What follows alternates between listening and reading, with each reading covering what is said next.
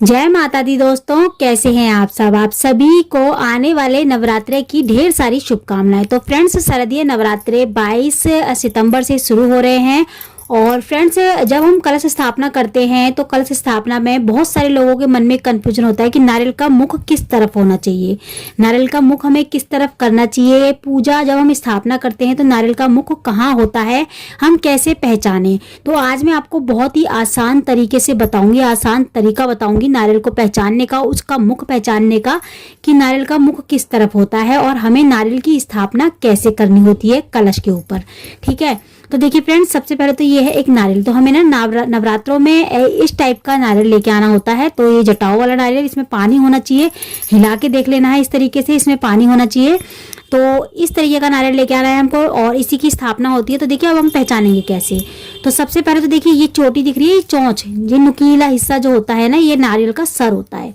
ये नुकीला हिस्सा हमको नारियल का सर, इसको सर के रूप में पहचाना है। और ये कटा हुआ हिस्सा जो होता है ना, ये जो देखिए कट रहा है, दिख रहा है ना कटा हुआ ये आरी से, तो ये जो है ना पेड़ से चिपका हुआ होता है।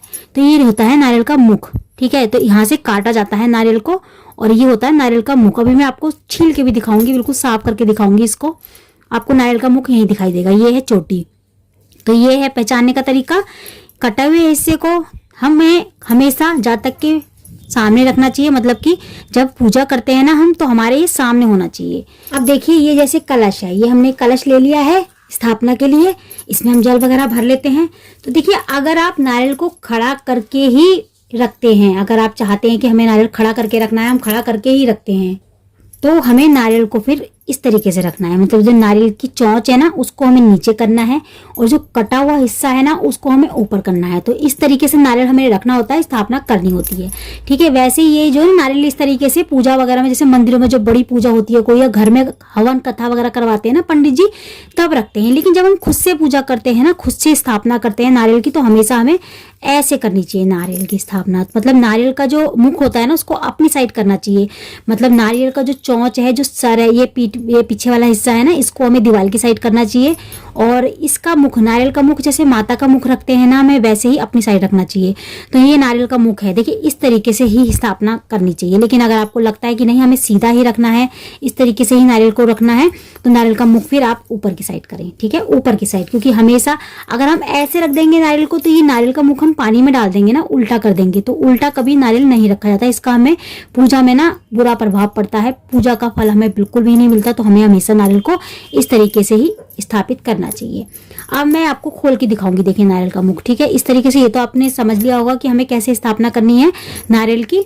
और अब मैं, जैसे कि मान लीजिए मैंने ये छील लिया नारियल को, तो मैंने दूसरा नारियल एक छील के रखा था पहले ही। तो देखिए ये देखिए, ये दिख रहा है आपको नारियल का मुख। अब आप कैसे पहचानेंगे, देखिए ये दो आंखें दिख रही है ना, दो आंखें, बिल्कुल लग रहा है ना फेस। ये देखिए ये मुंह है, ये आंखें हैं, ये टीका जा रहा है नारियल का, ऊपर को टीका जा रहा है। तो ये मुख है नारियल का। ये जो कटा हुआ हिस्सा है ना, ये देखिए इस तरीके से जब हम नारियल को छीलते हैं ना, तो मुख हमारा ऐसे होता है, ये इस तरीके से है। तो एक कटा हुआ हिस्सा देखिए, ये रहा मुख। ठीक है, तो इसीलिए कहा जाता है नारियल का मुख हमेशा ऐसे रखना चाहिए स्थापना करते समय। तो हम नारियल का मुख अपनी साइड ही रखते हैं पूजा करते समय।